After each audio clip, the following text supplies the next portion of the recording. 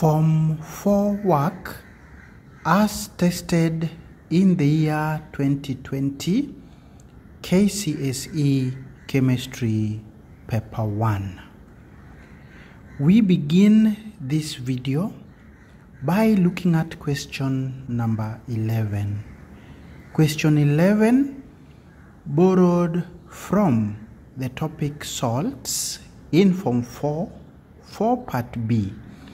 But Part A is basically reactivity series of Form 1.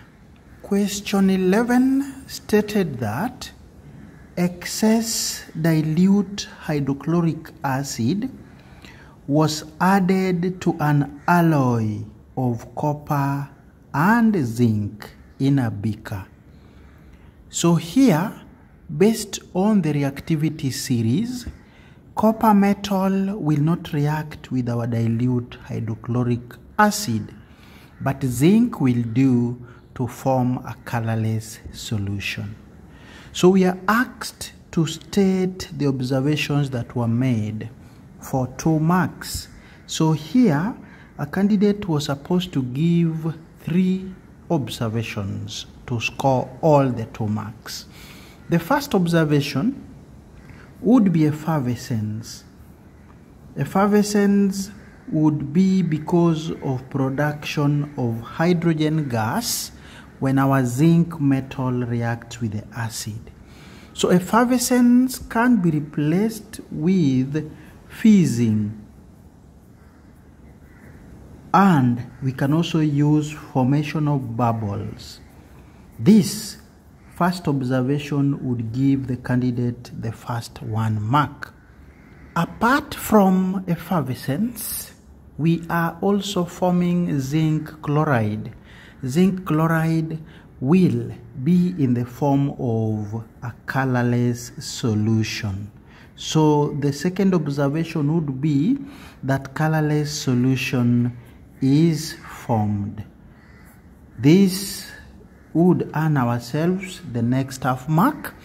And lastly, for copper, now that it does not react with the acid, it will remain as brown residue, or we can replace the word residue with solid for the last half mark, giving us a total of 2 marks for Part A of question 11. Now moving to Part B, we are told that excess sodium hydroxide solution was added to 2 cubic centimeters of the solution obtained in the reaction. This solution, as we have agreed, is zinc chloride, and basically it contains zinc ions. So we are then asked to write an ionic equation for the reaction that occurred. Now, when we react a solution that contains zinc ions with sodium hydroxide, we will first form a white precipitate. This white precipitate is because of formation of insoluble zinc hydroxide, shown by this first equation here, which we balance with a 2 on hydroxide ions. So this would be a white precipitate. But in the question we used excess. So when you add excess sodium hydroxide, the white precipitate we know would dissolve due to this other reaction here, where our precipitate would react with more of the hydroxyl ion from the excess alkali to now form a salt of complex ion that is called tetrahydroxo zinc ion with this formula. This now is aqueous, balanced with another 2 on the hydroxyl ion. Now this question talked of using excess aqueous sodium hydroxide. So we would mark equation 2 for 1 mark. But here we are trying to explain how the equation came about. Let's proceed now to question number 14. Question 14 was borrowed from the topic energy changes in physical and chemical processes, what we commonly refer to as thermochemistry. Figure 3 here shows an energy level diagram for decomposition of hydrogen peroxide using a catalyst to produce oxygen and water. So we have progress of reaction on x-axis and energy represented by A, B, and C on the y-axis. So if you look at point C coincides with the peak of our energy hump, and point A coincides with the energy of the products, while point B was coinciding with the energy of the reactants. So, looking at this diagram, we conclude that the difference between B and A, or A and B, would be the delta H, the enthalpy change for the reaction. And the difference between point C and B would represent our activation energy, or the energy hump. So with that information, let's continue with the video by looking at the questions that were asked.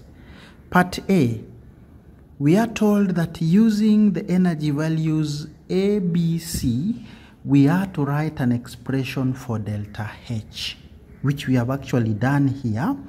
So to get delta H, we would do energy value B, and from B we should subtract energy value A, just as indicated in the diagram. Next, we were asked to write an expression for the activation energy, and as you can see here, activation energy would be given by energy value C minus value B.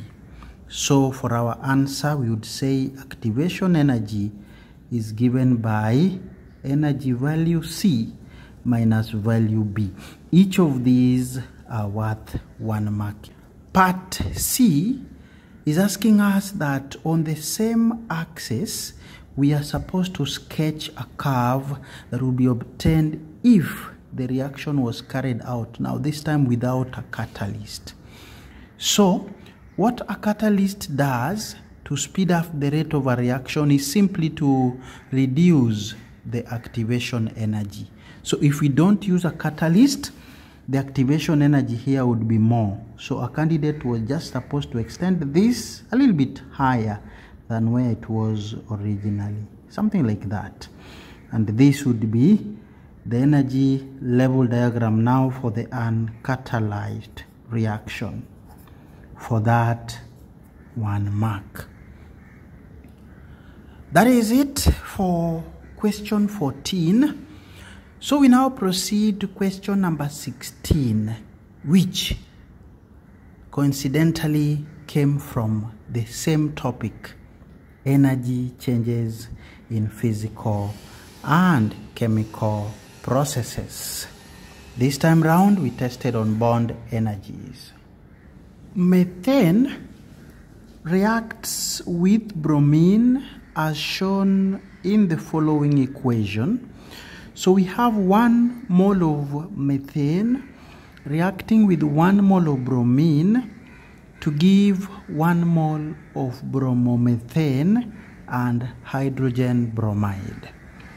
So we were asked to use the bond energies in table 4 to calculate the enthalpy change for this reaction here.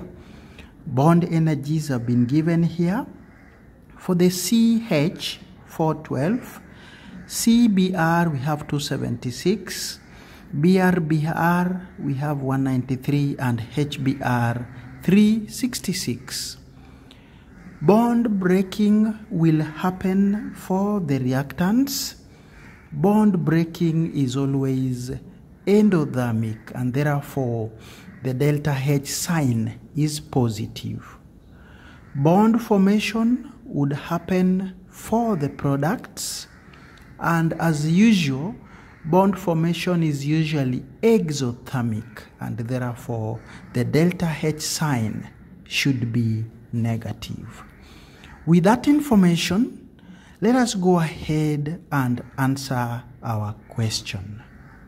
So we would start by opening up our reactants and products so that we can easily see the bonds that would be broken and the bonds that would be formed. So methane would be having that open structure, and you can clearly see that we shall break 4 CH bonds. Next is bromine, that has a molecule of 2 atoms like that. We shall break Br-Br bond there as well for the reaction to occur. Then we shall form bromomethane that has 3 CH bonds and 1 Cbr bond, together with hydrogen bromide that will have 1 HBr bond. From here, let us now talk about bond breaking energy. Bond breaking energies. So we shall have 4 CH bonds that are being broken. Each one of them has bond energy of 412. And because we have said bond breaking is endothermic, this would have positive value. Working out this gives us 1648.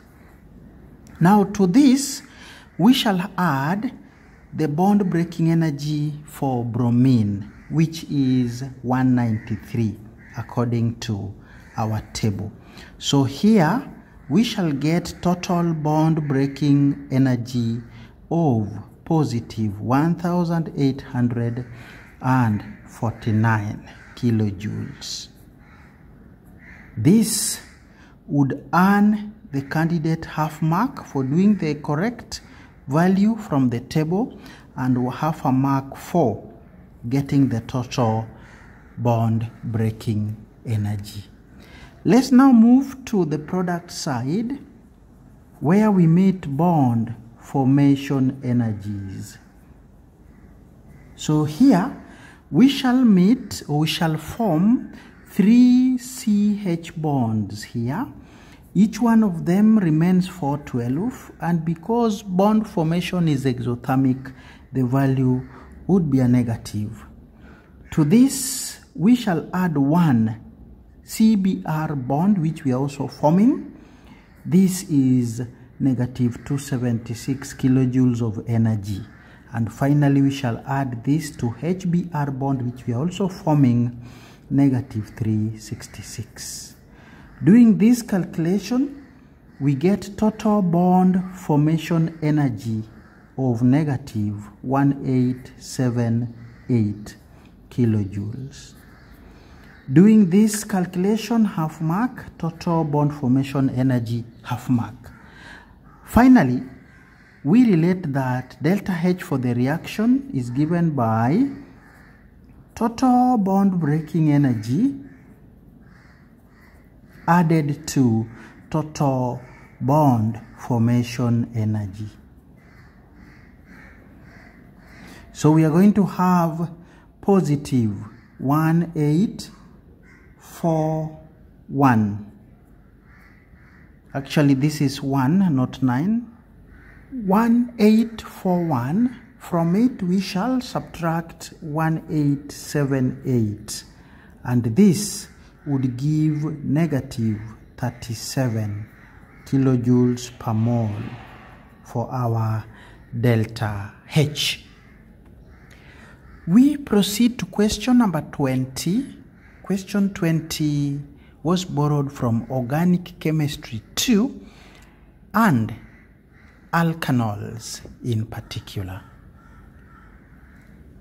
Compound V reacts with water as shown in the following equation. So we are reacting V with water to get an alkanol here that has 3 carbons. We call it propanol. So in part A, we are asked to give the structural formula of V, and our candidates should know that V is actually an alkene. And because we are producing an alkanol with 3 carbons, our V should be an alkene with same number of carbons, prop1-ene. So the structure becomes 3 carbons in a straight line, double bond between carbon 1 and 2, and then we complete by adding the appropriate number of hydrogens to the carbons. That becomes the structural formula for V, prop1-ene for 1 mark. Part B, other than the use of the catalyst, name another condition necessary for this reaction. A candidate would go for temperature, and for this reaction to occur, we need temperature of between 200 to 300 degrees Celsius. We can go for a single value, but within that range. There is also the condition of pressure, which is 60 to 70 atmospheres. A candidate can go for a value within that range. We are asked one other one, so any of these two for 1 mark. Part C, we are being told that this type of reaction is called hydrolysis or hydration. We were asked to state another name. It can be addition reaction or oxidation. For the last mark, for question number 20. We are moving on to question number 22, testing on preferential discharge of ions, learnt in the topic electrochemistry. Part A, state one factor that affects preferential discharge of ions at cathode. There are 2, but we were asked just 1. So a candidate would go for position of the ion in question in the electrochemical series. And we also would go for the nature of electrode. Any of those 2 for 1 mark. Part B, we were given a salt here. Of course, this must be aqueous, sodium sulfate. So we have sodium ions in our salt, we have sulfate ions, and we also have hydrogen ions and hydroxyl ions. So the examiner wanted us to write the equations for the reactions that take place at cathode and at anode. Now, at cathode, sodium ions would migrate there together with hydrogen ions. And here we made the work of candidates quite easy. We always tell you that at cathode, we shall always discharge hydrogen ions, except in cases where there is copper, silver, or mercury. So here we shall discharge hydrogen ions, they are aqueous, through gain of 2 moles of electrons to give hydrogen gas, which we then balance with a 2 on our ions. For the anode, sulfate ions would migrate there and hydroxide ions. This we also simplify for our learners by telling them that we shall always discharge hydroxyl ions. When you do so, you get water and oxygen. And then we try to balance this equation. You realize we need a 2 on water, a 4 on hydroxyl, meaning that this will be accompanied by 4 moles of electrons. 1 mark for equation at anode, 1 mark for equation at cathode. We proceed to question number 23. Question 23 was still on the topic electrochemistry. This time round, it tested on understanding of oxidation numbers. Consider the following reaction. So we have hydrogen sulfide reacting with chlorine to give hydrogen chloride and sulfur. The examiner was asking us to determine the oxidation numbers of the chlorine and sulfur in reactants and products. So we start with sulfur in reactants. Here, if you do hydrogen sulfide, we always say that hydrogen has fixed oxidation number of +1, but there are two, so they shall contribute an apparent charge of +2 in the compound. Sulfur must come in to cancel the +2 by having an apparent charge of -2 to cancel out these. When it comes to chlorine, here it is uncombined. Oxidation number of any uncombined element is 0. We are moving on to products. For sulfur, here it is uncombined. Oxidation number becomes 0. For chlorine, we have hydrogen chloride. Hydrogen comes in with an apparent charge of +1. So chlorine must cancel that by having -1. Quite easy. Each of these oxidation numbers have a mark, totaling 2 marks. We proceed to question number 25. Question 25 was borrowed from Organic Chemistry 2, but there was some additional information that was needed from Guy-Lussac's law of Form 3. The topic in that class is the mole. Complete combustion of 1 mole of an alkanol. The formula is CxHyOH. We are told gave 4 moles of water. Here we have the relative atomic numbers of the elements. So we are told to determine the value of X and Y. Here we need to begin with writing the equation for the complete combustion of our alkanol. So when you burn this in oxygen, we shall obtain carbon 4 oxide, and we are told 4 moles of water. So for this question to be answered easily, we would start by getting the value of Y. Then we come to get X later. So here, on the product side, we have 8 hydrogens. That means that on the reactant side, if I add Y to 1, because I have Y hydrogens and 1 here, I should get 8 in total. So Y plus 1, I should get 8, so that I balance the number of hydrogens on both sides. From here, we can see that Y would be 8 minus 1, and the value of Y is 7.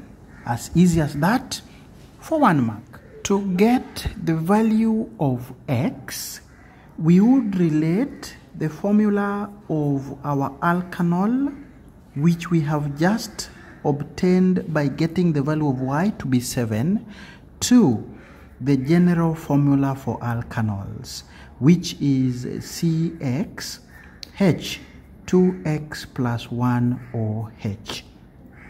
Once we have done this, we shall then compare the middle part here, H7, with H2x plus 1. From here, you agree with me that 7 is the same as 2x plus 1. From here, 2x is equal to 6, and X will be 3. That is our answer for the next mark.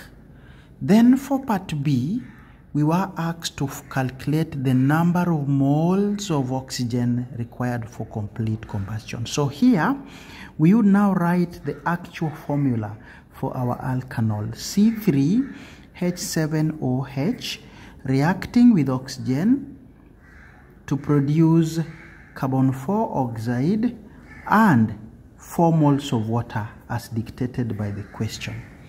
Once I've written this equation, I would go ahead and balance the number of carbons. I have 3 on the reactant side. There must be 3 on the product side. Then this would give me oxygens to be 6 plus 4, making 10. Coming to the reactant side, there is 1 here already, so I need 9 at this point to balance. And for that reason, my balancing figure here becomes 9/2. Oxygens will be 10 on the left and 10 on the right. So the number of moles of oxygen is 9/2, which a candidate can write as 4.5 or 4.5. For the next mark, we now proceed to question number 26, testing on radioactivity. Radioactive decay of thorium. Thorium atomic number 90, mass number 228, we are told gives X, an element, and we have radium 224 and 86 and gamma radiation. Candidates, this question had a terrible mistake in the atomic number of supposed radium. Radium is actually supposed to be atomic number 88, not 86. Because we know alpha particle is supposed to reduce mass number by 4 and atomic number by 2.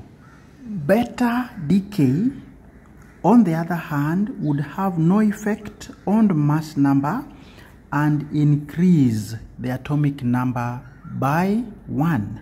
Now looking at the change in mass number, it has reduced by 4. And looking at the change in atomic number, it has also reduced by 4. Looking at these two types of decay, we could not connect which particle was released as X because of that mistake in typing the atomic number of radium as 86 instead of 88. Because of that reason, the examiner decided to cancel out part A and B of question 26. And we now gave part C 2 marks as opposed to 1. Then the other mark from here was redistributed to another question. Let's have a look at part C now. So the half-life of thorium is 1.9 years. So if after 5.7 years, the mass was found to be 125, determine the initial mass. So here we'd start by looking at the number of half-lives. This would be given by 5.7 divided by 1.9, and we get 3. From here, we are supposed to increase this mass progressively through 3 half-lives, at each stage doubling it. So from 1.25 after first half-life, we would have 2.5 grams. After another half-life, we would be at 5.0 grams. And finally, after third half-life, we would be at 10 grams. So the answer here for the initial mass was 10.0 grams. 1 mark for showing the progressive increase in mass, and 1 mark for the final answer that represents the initial mass. Candidates, we are looking at the last question that came from Form 4. This is question number 27 that tested on polymers taught in Organic Chemistry 2. Figure 4 shows part of the structure of a polymer. A candidate would take note that this is polyphenylethene because of this kind of ring here, or we also call it polystyrene. And obviously that was the first question, give the name. We would go for polyphenylethene, or we can use polystyrene for 1 mark. Next, we were asked to draw the structure of the monomer, and here it's quite easy to do. You only need to identify the repeat units. There we are. Then we would pick one of the repeat units and introduce a double bond in between to get the monomer. So here we are for the next mark. Candidate would go for the other notation of the monomer, which would have C6H5 instead of the ring. We are told to give one use of the polymer. This polymer is used to make packaging materials. Polyphenylethene can also be used to make insulators. Polyphenylethene can also be used in making sealing lines. So any one of those would do for 1 mark. Dear learner, that would be the end of our video, where we have reviewed testing of Form 4 syllabus at KCSE Chemistry Paper 1 2020. Join us again in our next video.